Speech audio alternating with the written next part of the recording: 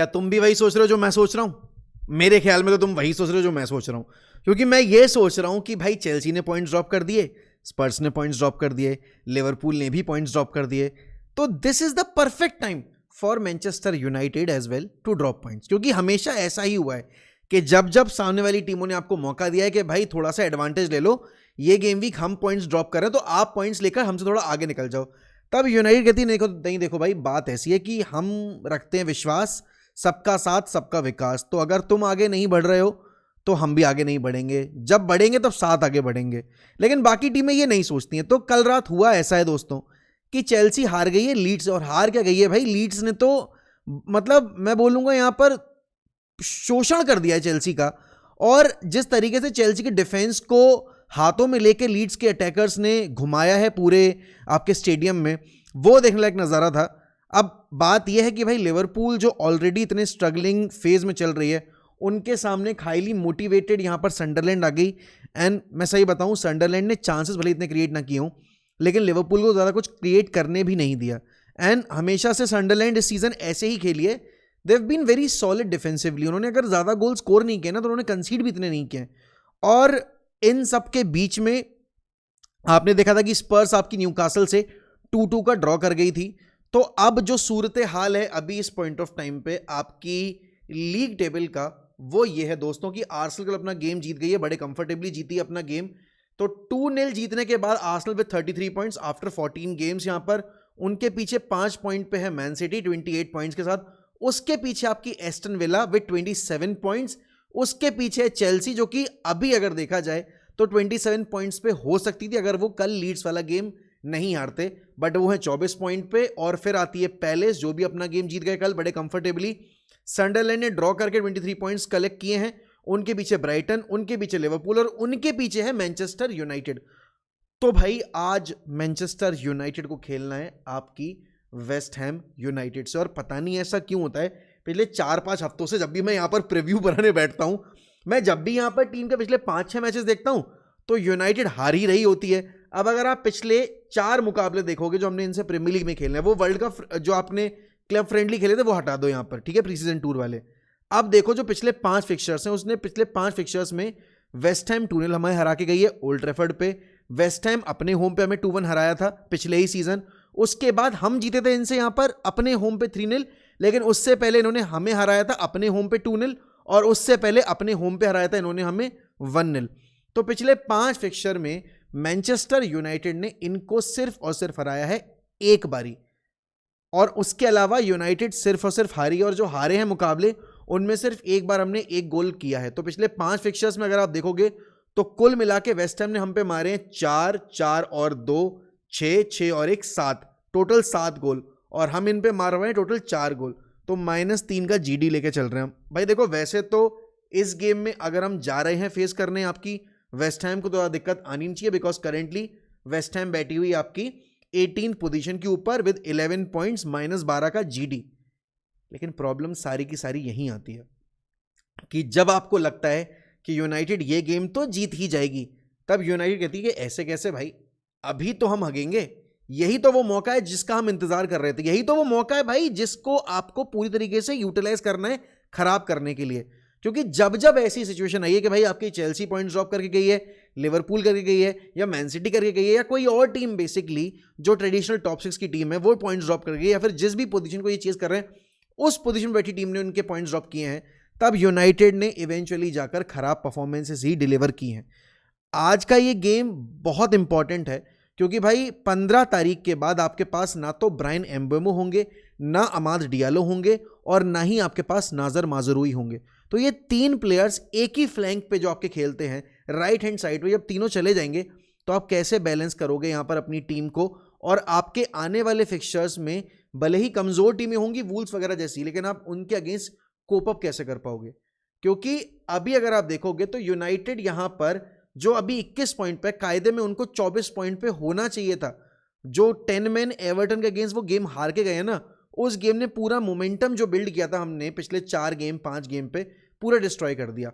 अब आप वापस से 0 से ही शुरू कर रहे हो। पिछला मैच आप पैलेस के अगेंस्ट जीते और अच्छा कमबैक करके जीते, एक अच्छी फाइटिंग स्पिरिट दिखाई आपने सेकंड हाफ में। पर पता प्रॉब्लम क्या है, वेस्ट हैम यहां पर फिजिकल है वेस्ट हैम यहाँ पर इवन अगेंस्ट अगर मैं लिवरपूल बात करूं तो डिसेंट थे, they were not bad but वो they were not very good but they were not very bad as well. अब एक एडवांटेज ये कि उनके पास जो क्रिएटिव साइड में पकेता होता, उसने भाई साहब पता नहीं क्या उसके अंदर चुनूने काट रहे थे, उसने डबल येलो लेकर अपना सस्पेंशन गेन कर लिया इस गेम के लिए। तो पकेता वोंट बी देयर, लेकिन फिर भी उनके पास यहाँ पर आपके जैरेड बोवेन जैसे काफ़ी हाई फ्लाइंग प्लेयर्स हैं जो out of nowhere goal score कर सकते हैं। और यूनाइटेड अगर आप देखोगे मेजॉरिटी केसेस में ऐसे ही प्लेयर्स के अगेंस्ट क्रम्बल करती है, ऐसी टीम्स आकर हमेशा हमें तंग करती हैं। ब्रेंटफोर्ड के अगेंस्ट जब हम खेले तब वो भी 17th पे थे, अब आप देखो जाके हमारा रिजल्ट उनके अगेंस्ट क्या रहा था। ऐसे ही जब हम यहाँ पर अभी नॉटिंगम के अगेंस्ट खेले थे तब नॉटिंगम लगातार हार रही थी, उन्होंने हमारे अगेंस्ट आके ड्रॉ निकाल लिया था out of nowhere. Same can be said about Spurs, भाई स्पर्स पिट के आई थी चेल्सी से, लेकिन उन्होंने हमारे अगेंस्ट आके ड्रॉ निकाल लिया था। इवन अगेंस्ट एवर्टन अगर आप देखोगे तो हम ऐसे ही खेले, वही एवर्टन जाके अगले हफ्ते जब न्यूकासल से भिड़ी तो न्यूकासल ने उनको बिल्कुल रगड़ के पीट दिया। तो दिस इज द गेम जहां पर आपको कैरेक्टर शो करना पड़ेगा, और ये सबसे इंपॉर्टेंट फेज है आपके सीजन का, बिकॉज इसके आने वाले 4 से 5 गेम आप अपने बिना मेन प्लेयर्स के खेलोगे। अब डेफिनेटली भाई बात करनी इस पे भी जरूरी है कि आखिरकार हो क्या गया यार, चेल्सी इतनी अनप्रिडिक्टेबल टीम कैसे? चेल्सी एक हफ्ते आपकी हरा रही है यहाँ पर आपकी बार्सिलोना को, अगले हफ्ते यहाँ पर आपकी ड्रॉ कर रही है आर्सेनल से विद 10 मैन, वो भी इतनी हाई फ्लाइंग आर्सेनल के सामने, और फिर उसके बाद एक रेलीगेशन में बैठी लीड्स यूनाइटेड के अगेंस्ट जाके वो 3-1 हार रहे हैं, विच इज़ वेरी सरप्राइजिंग। अब लीड्स के पास होम एडवांटेज था, वो मैं मानता हूँ, और लीड्स बेसिकली पिछले गेम में अगेंस्ट मैन सिटी भी अच्छा खेली थी, बट भाई चेल्सी जो कि इतनी डोमिनेटिंग परफॉर्मेंस देकर आ रही है दो बड़ी टीमों के अगेंस्ट, यहाँ पर वो ऐसे क्रम्बल कर जाएगी is very unexpected. But then that is the unpredictability of Chelsea जो आपको इस सीजन में पूरे टाइम देखने को मिली, बल्कि इस सीजन क्या पिछले 2 सीजन से लगातार देखने को मिल ही रही है। बट कमिंग टू लिवरपूल, भाई देखो यार, आर्ने slot is under a massive pressure, क्योंकि रिजल्ट्स नहीं आ रहे हैं, इन्वेस्टमेंट बहुत किया है, ही हैजंट यूटिलाइज किएजा प्रॉपरली। साला यहाँ पर आपके लगातार 2 मैचेस से बेंच पर हैं, तो वो भी एक काफ़ी कंसर्निंग इशू है लिवरपूल के लिए। Things which he is trying in matches is not working. कल रात में आपके फ्लोरिन वर्ड्स ने एक अच्छा गोल मारा, बट क्योंकि वो ऑफ टारगेट जा रहा था और वो डिफ्लेक्टेड गोल गया अंदर, तो वो नॉडी मुकेले का ओन गोल दे दिया गया। Liverpool continuously are dropping points, और इस तरीके से अगर आप देखोगे ना तो लीग टेबल अगर मैं आपको दिखाऊं तो यहाँ पर आपकी चौथे पोजीशन में बैठी चेल्सी के हैं 24 पॉइंट, और उसके बाद आपकी जो 12वें पोजीशन पे या 13वें पोजीशन पे या 14वें तक ले लो यार, 14वें पोजीशन बैठी आपकी बॉर्नमथ के हैं 19 पॉइंट। तो सिर्फ 5 पॉइंट का फासला है between 4th position and between यहाँ पर आपकी जो 14th प्लेस टीम है। तो एक गेम इधर का उधर हुआ और पूरी जो आपकी लीग टेबल की पोजीशन है ना वो ऊपर नीचे हो जाएगी, और ये सबसे बड़ा कंसर्न है यूनाइटेड के लिए। क्योंकि अगर मैं अपने क्लब की बात करूं तो इस पॉइंट ऑफ टाइम पे सबसे बड़ी यहाँ पर जो ट्रेजेडी है वो यही है कि भाई आप अभी जब अपने मेन प्लेयर्स को मिस करोगे तो कैसे डील करोगे। अब इसके बाद पता है क्या, जो मेजर अपडेट आई है स्क्वाड को लेकर वो आपके रूबन एमरम ने दी है कि Matthias Kuniya is available and Matthias Kuniya will feature in the game, definitely he will be included. उसके बाद यहाँ पर 2 प्लेयर्स आर डाउटफुल और 2 प्लेयर्स कैन नॉट प्ले यहाँ पर। अब उस कैटेगरी में आपके लिए पिछले मैच डे में जो काफ़ी बड़ा कंसर्न निकल के आया वो था भाई ब्रूनो फर्नांडिस का, because he was limping, and अगर ब्रूनो इज नॉट प्लेइंग तो भाई ये 2-3 मिडफील्डर्स के लिए बहुत ही बड़ी अपॉर्चुनिटी बनने वाली है, स्पेशली अगर मैं बात करूं कोबी मेनो के लिए। बिकॉज अगर लेट्स से, पहले तो मैं चाहता नहीं हूं कि ब्रूनो अनअवेलेबल हो, क्योंकि मैं तो अपनी प्रेडिक्टेड 11 में ब्रूनो को लेके चल रहा हूं, लेकिन अगर ब्रूनो नहीं है तो I would want to see Kobbie Mainoo alongside Casemiro against a team जो भी स्ट्रगल कर रही है, और ये मेरे हिसाब से सही टाइम है कोबी मेनो को गेम टाइम देने का। बिकॉज अगर ब्रूनो नहीं खेल रहे हैं उस रोल में, भाई कोबी से बेटर उस रोल में कोई और प्लेयर नहीं है मेरे अकॉर्डिंग। तो ये देखना होगा कि भाई अगर ब्रूनो इज नॉट प्लेइंग तो कौन खेलेगा उनकी पोजीशन पे। ऑब्वियसली बात है सेस्को और आपके मैग्वायर अभी भी आउट ही हैं, which is a quite concerning case अगर हम डिफेंसिव डिपार्टमेंट की बात करें, बिकॉज हम मैग्वायर को नया कॉन्ट्रैक्ट देने की बात कर रहे हैं, और अगर ये उनकी फिजिकल स्टेट है तो हम क्यों दें नया कॉन्ट्रैक्ट, और हम कैसे दे सकते हैं नया कॉन्ट्रैक्ट, और कितने साल का दे सकते हैं, वो बहुत बड़ा सवाल आ जाता है। शिया लेसी, मैं चाहता था कि भाई शिया लेसी को आपके पैलेस वाले गेम में आखिरी के 10 मिनट 15 मिनट दिए जाएं, लेकिन जब हमारे मैनेजर ने ही कोबी मेनो को 90th मिनट पे उतारा तो फिर मैं शिया लेसी के लिए क्या ही एक्सपेक्टेशन रखूं।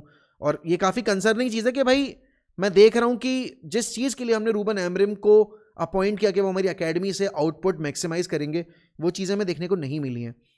ये सबसे इंटरेस्टिंग चीज है भाई। डिएगो डेलो को लेकर बोला है, he is very versatile, he is very important because of the skill he possesses, क्योंकि वो दोनों आपके फ्लैंक पे खेल सकता है। भाई मेरे तो भाई ये पल्ले ही नहीं पड़ता कि जब तक यूनाइटेड में आपके ऐसे सब स्टैंडर्ड प्लेयर्स को हाइप किया जाता रहेगा, तब तक ये क्लब कभी आगे नहीं बढ़ सकता।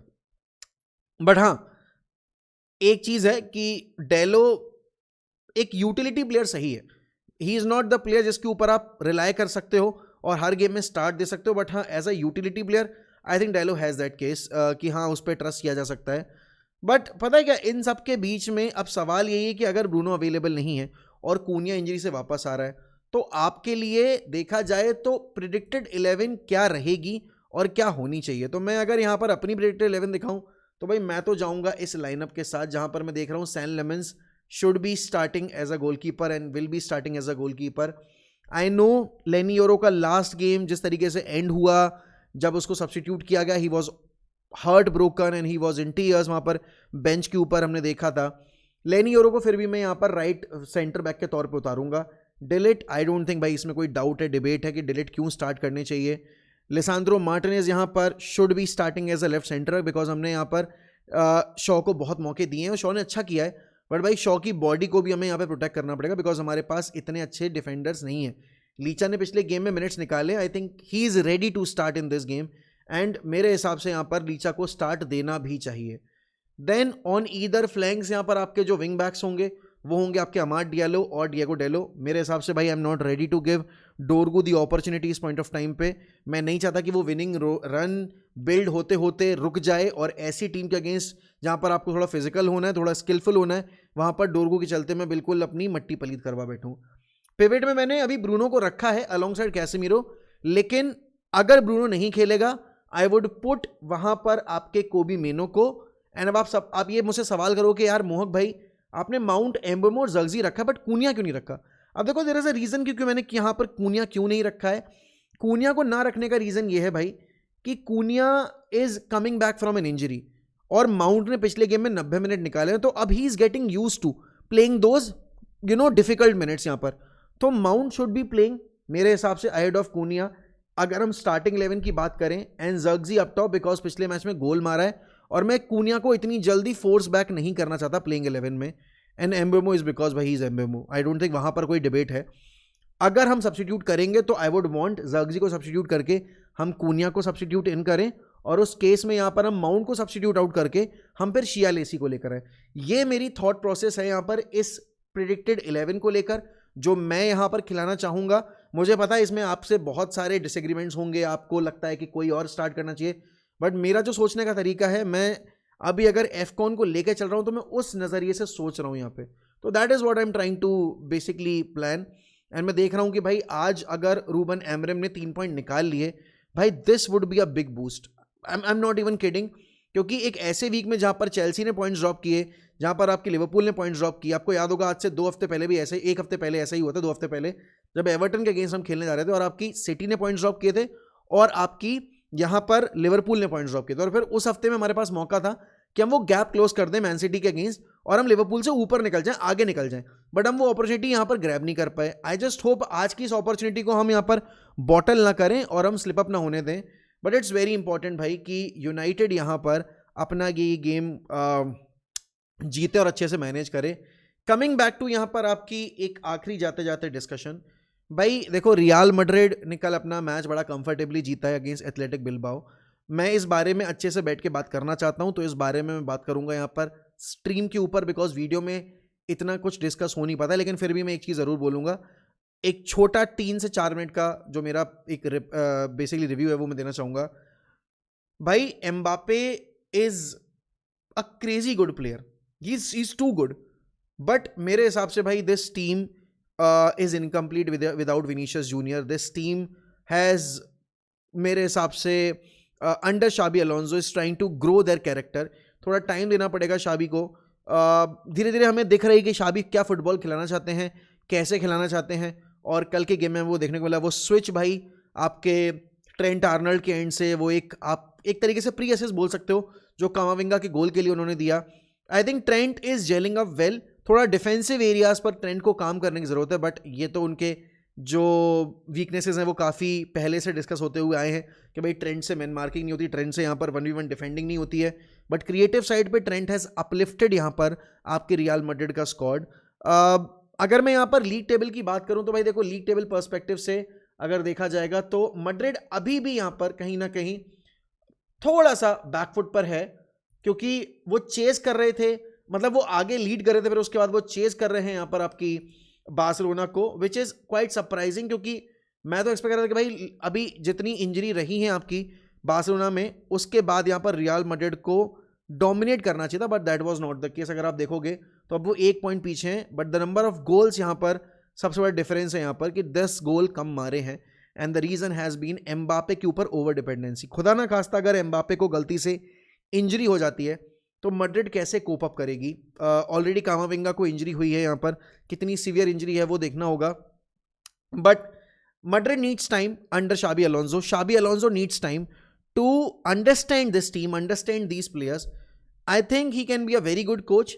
एक्सपेक्टेशन बहुत ज़्यादा रहती है जब आप मैड्रिड को या बारसा को मैनेज कर रहे हो, और वही केस है यहाँ पर अलोंसो के साथ, क्योंकि देखो भाई मैड्रिड पार्टिसिपेट करने के लिए नहीं खेलती है, मैड्रिड खेलते जीतने के लिए।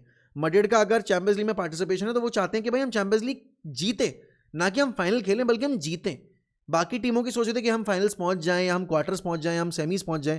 Madrid from day one are very clear about it that Champions League no compromise, La Liga no compromise. एक बार को कोपा डेल रे नहीं जीतोगे चल जाएगा, बट लीग और चैंपियंस लीग में कॉम्प्रोमाइज की कोई गुंजाइश नहीं है। और वही एक चीज़ है, अभी ये गैप, अगर आज का मैच यहाँ पर रियल मैड्रिड लगातार चौथा गेम होता जहाँ पर मैड्रिड पॉइंट्स ड्रॉप करते, अगर कर देती तो भाई बहुत गंदी लेवल ऑफ स्क्रूटनी यहाँ पर आपको फेस करनी पड़ती, शाबी अलोंसो को फेस करनी पड़ती। अच्छी बात है कि मैड्रिड जीती है, क्लीन शीट रख के जीती है, तो डिफेंस के जो आपके इश्यूज चल रहे थे अभी इतने टाइम से वो भी थोड़े बहुत सॉर्ट हुए हैं, और गोल स्कोरिंग एंड पर भी आपने 3 गोल मारे हैं, तो वो भी काफ़ी सही था, पॉजिटिव रिजल्ट आया आपका। तो आई फील यहाँ पर ला लीगा की अब टोन सेट हो रही है, एंड इस बीच में यहाँ पर डेफिनेटली अब जब आपकी मैड्रिड भी फुल पोटेंशियल पे और आपकी बारसा भी फुल पोटेंशियल मतलब फुल फिटनेस पे आ रही है compete करने, आई थिंक लीग यहाँ से बहुत इंटरेस्टिंग होगी। देखना ही होगा कि भाई अगले एल क्लासिको तक इन दोनों के बीच में कितना डिफरेंस है, ये किस पोजीशन पे एक दूसरे को फेस करेंगे, क्या यही सेम सिचुएशन रहती है या लीग टेबल में कुछ फेरबदल होता है, या पॉइंट्स डिफरेंस जो है वो और ज़्यादा बढ़ जाता है। बट हाँ भाई, जाने से पहले एक चीज़ है, हम रात में मिलेंगे वॉच अलोंग पे, लेकिन उससे पहले हम डेफिनेटली एक और स्ट्रीम करेंगे जहाँ पर हम बैठ के बात करेंगे football in general. We would like to invite some of the panellist as well. But इसके साथ भाई एक और चीज़ है, वीडियोस लाइक किया करो भाई, अगर आप देखते हो ना वीडियोस लाइक करो, कमेंट करो, और जब मुझे मौका मिलेगा यहाँ पर तब मैं आपके उन कमेंट्स का, आपके उन क्वेश्चंस का रिप्लाई करूँगा। Thank you so much for watching the video, thank you so much for supporting 1MUFC। लेकिन हाँ दोस्तों, हमें और सपोर्ट की ज़रूरत है। हमारा टारगेट है कि हम 2025 एंड होने से पहले ना, दिसंबर शुरू हो चुका है, हम 2025 एंड होने से पहले 1,25,000 सब्सक्राइबर्स हिट कर लें। आई थिंक वो तभी पॉसिबल है जब आप इस चैनल को थोड़ा सा और प्रमोट और थोड़ा सा और सपोर्ट और थोड़ा सा और प्यार दोगे, और मैं इस चैनल पे और ज़्यादा रेगुलर और ज़्यादा आपको कंटेंट प्रोवाइड करूंगा। तो दूसरी चीज़ मैं करने की कोशिश कर रहा हूँ, पहली चीज़ आप करने की कोशिश करिए। बाकी thank you so much for watching, मिलते हैं शाम में, bye bye, take care, up the fucking Reds, glory glory Man United.